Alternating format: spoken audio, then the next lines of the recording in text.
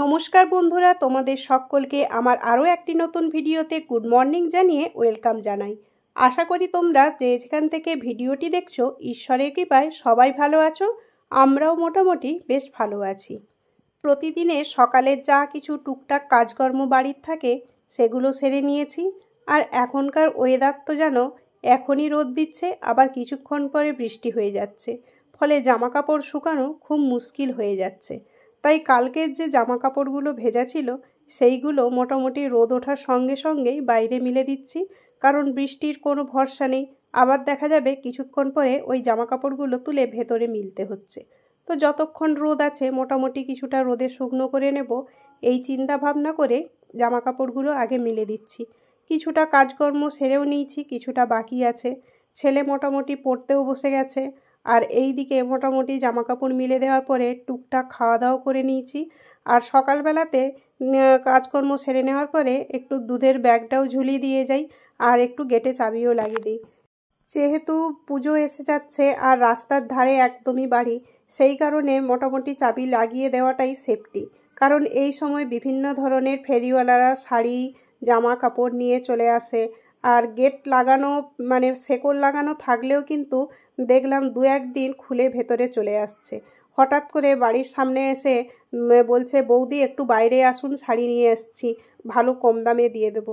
মানে সত্যি ভয় লেগে যায় যে দুটো বাচ্চা থাকি, কে কোন উদ্দেশ্য নিয়ে বাড়িতে আসে, শাড়ির উদ্দেশ্য না অন্য কোনো খারাপ উদ্দেশ্য, বিশ্বাস করে ওঠা যায় না। কারণ দিনকালের পরিস্থিতি কি হচ্ছে সেটা তো তোমরা বুঝতেই পারছো, নতুন করে আর পরিষ্কার করে কিছু বলার দরকার নেই। সেই কারণে তোমাদের দাদাভাইও বলে, আমার মা বাবারাও বলে, প্রয়োজন না থাকলে গেটে চাবি দিয়ে রাখতে। দুদিন আগে রাধা অষ্টমী আছে বলে কয়েকজন কোলে ঠাকুর নিয়ে একদম আমাদের ওই যে বড় মেন গেট খুলে বাড়ির সামনের গেটে চলে এসে বলছে ঠাকুরের উদ্দেশ্যে কিছু সাহায্য করুন। আমরা তো অবাক যে হঠাৎ মেন গেট খুলে একদম সামনেই চলে এলো। তো আমরা চাল আলু কিছু পয়সা দিয়ে নিয়ে যেতে বলছে, না না, এসব চাল আলু লাগবে না। ঠাকুরের গলাতে 200-500 টাকা করে মালা ঝুলানো ছিল। বলছে, ঠাকুর কি ভিখারি, খেতে পায় না, তোমার বাড়ি থেকে চাল আলু নিয়ে যাবে? ঠাকুরকে দেখে বুঝতে পারছো না ঠাকুর কী চায়? ভাবো তো, এই ধরনের কথাবার্তা শোনার পরে ওদেরকে বিশ্বাস করব না ঠাকুরের প্রতি শ্রদ্ধা ভক্তি ওগুলো থাকবে? তো এই ধরনের মানুষদের দেখে মোটামুটি শিক্ষা পাওয়াও দরকার আর সাবধান থাকাও দরকার। তো যাই হোক, বিকেলে একটু বাজার বেরিয়েছিলাম, আর সকালবেলা দেখো এই রকম আমার হাত থেকে একটা কাঁচের জার ভেঙে গেছিলো। কুসংস্কার বলো আর যাই বলো, কিছু কিছু জিনিস মানতে হয়। অনেকেই বলে যে কাঁচের জিনিস হাত থেকে পড়ে গেলে বা ভেঙে গেলে মানে খারাপ কিছু হয়। তো সকালবেলা ওটা ভেঙে যাওয়ার পরে মাথার মধ্যে ওরকম কোনো কিছু আসেনি, কিন্তু বিকেলে এমন একটা ঘটনা শুনলাম, তারপরে সত্যি সেই জিনিসটা মনে করতে হয়। বিকেলে বাজার বেরিয়েছিলাম আর ফেরার পথে একটু বাপের বাড়িতে ঢুকেছিলাম। ওখানে ঢুকে এমন একটা ঘটনা শুনলাম, সত্যি মন মেজাজ পুরো খারাপ হয়ে গেল। মানে কিছুই আর ভালো লাগছিল না। ওখানে গিয়ে শুনলাম আমাদেরই ছোটোবেলার এক বান্ধবী মারা গেছে, মানে ওর শ্বশুর বাড়িতেই। কেউ বলছে হঠাৎ অসুস্থ ছিল, স্ট্রোক হয়ে মারা গেছে। কেউ বলছে অত্যধিক মোটা হয়ে গেছিলো। কেউ বলছে অনেক দিন থেকেই অসুস্থ ছিল। সব থেকে খারাপ ব্যাপার, ওর একটা ছোট বাচ্চা মেয়ে আছে। বাবারা তো কাজের সূত্রে ব্যস্ত থাকবে বা বাইরে ওদেরকে সময় কাটাতে হবে, কিন্তু ছোট্ট বাচ্চা মেয়েটাকে কে দেখভাল করবে বা কি হবে, এই সমস্ত নানা রকম ভাবনা চিন্তা করে বা ওর সঙ্গে যে সেই ছোটোবেলা থেকে পড়াশুনো করেছি সেই সবগুলো মনে করে সত্যি খুব খারাপ লাগছিল।